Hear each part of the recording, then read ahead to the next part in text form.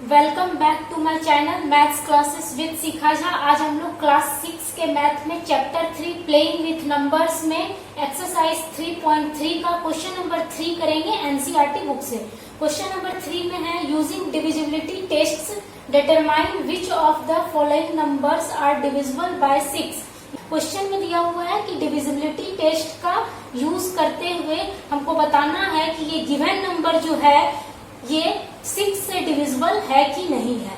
ठीक है, अब देखिए 3 के ए में है 297 बी में है 1258। अब हमको बताना है कि ये दोनों 6 से डिविजिबल है कि नहीं है। तो डिविजिबिलिटी टेस्ट के रूल में मैं आप लोगों को बताई थी कि 6 से डिविजिबल जो है वही नंबर होगा जो वो 2 और 3 दोनों से डिविजिबल होगा, तो वो पूरा नंबर 6 से भी डिविजिबल होगा। जैसे कि क्वेश्चन नंबर 3 के ए में दिया हुआ है 297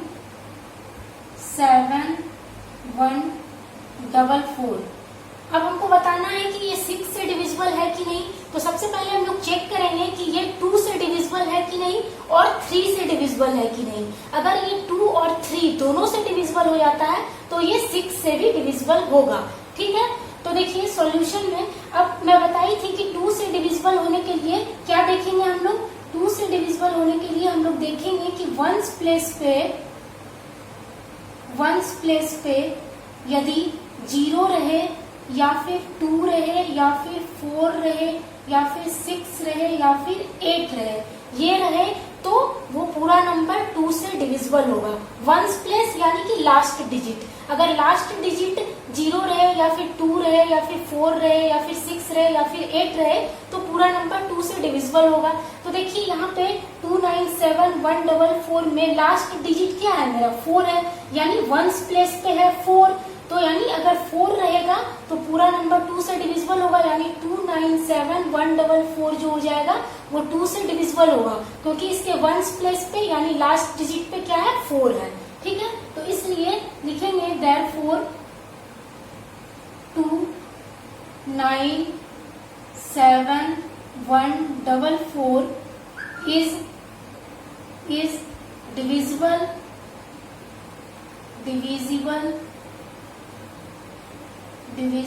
by 2, यानी ये पूरा नंबर क्या हो जाएगा 2 से डिविजिबल हो जाएगा। क्यों? क्योंकि सिंस इसके वंस प्लेस पे जो है वंस प्लेस पे क्या है 4 है। ठीक है, इसको हम लोग इस तरह से पढ़ेंगे वंस, टेंस, 100, 1000, 10,000, लाख। ठीक है, तो यानी ये पूरा नंबर 2 से डिविजिबल हो गया। अब हमको चेक करना है कि ये 3 से डिविजिबल है कि नहीं पूरा नंबर। तो 3 से डिविजिबल होने के लिए हम लोग क्या करेंगे, ये इसके सभी डिजिट को हम लोग प्लस कर देंगे। ठीक है, तो यहाँ लिखेंगे सम of the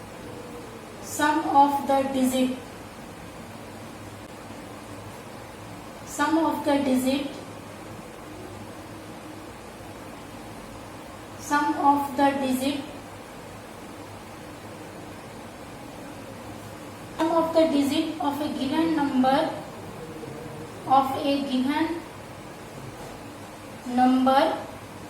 नो मतलब नंबर, गिवन नंबर कौन सा दिया हुआ है 297 इसके सभी डिजिट को हम लोग प्लस करेंगे।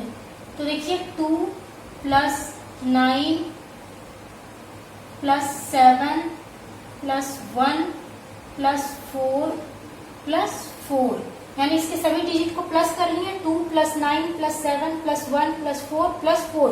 अब इसको प्लस करके कितना आएगा, तो 4 + 4 8 करेंगे तो हो जाएगा 4 + 4 8, 8 + 1 9, 9 + 7 16, 16 + 25, 25 + 2 हो जाएगा 27। यानी इसके सभी डिजिट को प्लस करेंगे तो आ जाएगा 27। ठीक है, अब हम लोग चेक करेंगे कि 27 जो है वो 3 से डिविजिबल है कि नहीं है। तो देखिए 27 जो है वो 3 से डिविजिबल है, क्योंकि 27 3 से पूरा डिवाइड हो जाता है। 3 9 जा 27, तो यानी 27 जो है 3 से पूरा डिवाइड हो जाता है। 9 बार में 3 9 जा 27, यानी 27 डिविजिबल है 3 से। तो यहाँ लिखेंगे सिंस 27 is divisible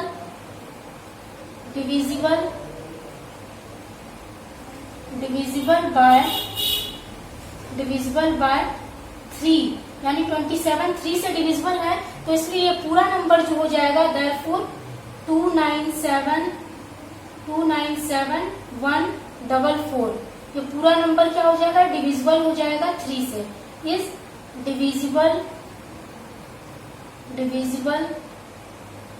बाय 3, ये पूरा 3 से डिविजिबल हो गया। अब देखिए ये नंबर 2 से भी डिविजिबल हो गया है और ये नंबर 3 से भी डिविजिबल हो गया है, यानी ये 6 से भी तब डिविजिबल होगा।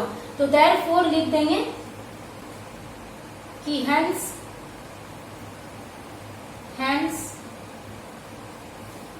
297,144 is divisible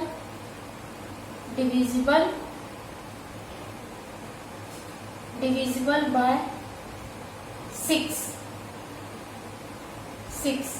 ठीक है, ये 2 और 3 दोनों से डिविजिबल हो गया, तो यानी ये 6 से भी डिविजिबल हो गया। तो लिखेंगे hence 297,144 is divisible by 6 और ये हो जाएगा आंसर। अब देखिए क्वेश्चन नंबर 3 के बी में दिया हुआ है 1, 2, 5, 8। अब बताना है कि ये 6 से डिविजिबल है कि नहीं। तो सबसे पहले तो हम चेक करेंगे कि ये 2 से डिविजिबल है कि नहीं। तो देखिए इसके वंस प्लेस पे क्या है, 8 है, वंस प्लेस पे इसके 8 है, यानी लास्ट डिजिट है 8। तो अगर वंस प्लेस पे 8 रहे तो पूरा नंबर 2 से डिविजिबल हो जाएगा। तो यानी लिखेंगे therefore 1, 2, 5, 8 जो हो जाएगा is divisible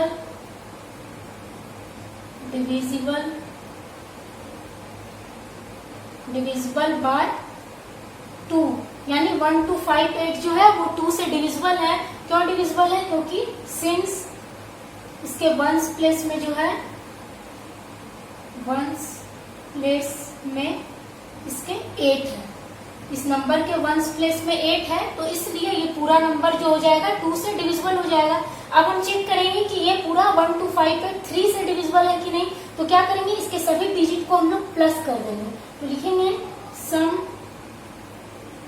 sum of the digit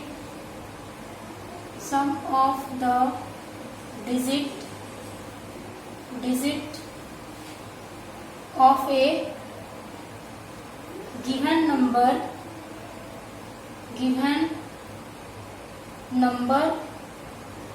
1, 2, 5, 8, यानी 1, 2, 5, 8 के सभी डिजिट को हम लोग प्लस करेंगे तो क्या हो जाएगा 1 + 2 + 5 + 8।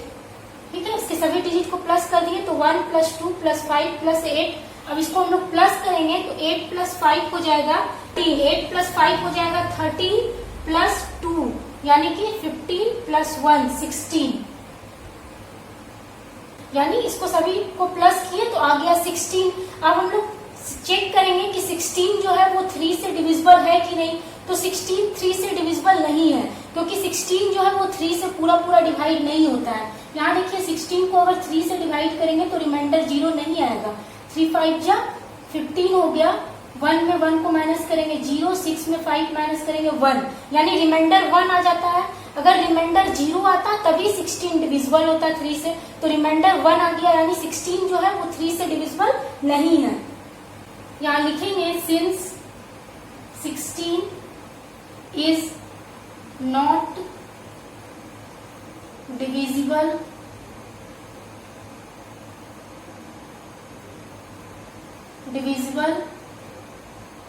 by 3, यानी 16 जो है वो 3 से डिविजिबल नहीं है, इसलिए 1 2 5 8 जो होगा वो 3 से डिविजिबल नहीं होगा। तो therefore 1 2 5 8 is not divisible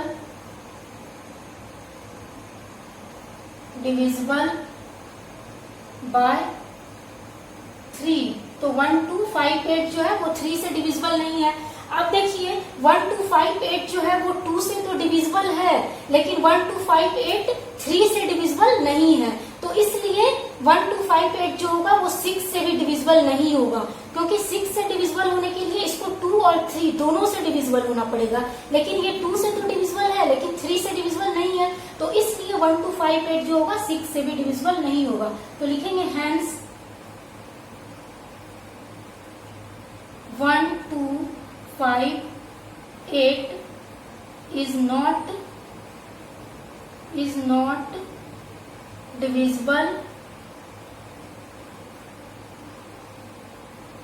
is not divisible by 6, यानी 1205 जो है वो 6 से डिविजिबल नहीं है, और ये हो जाएगा आंसर। तो बच्चों अगर मेरी वीडियो आपको अच्छी लगी हो और समझ में आई हो तो मेरे वीडियो को लाइक शेयर और मेरे चैनल को सब्सक्राइब जरूर कीजिएगा। Thank you.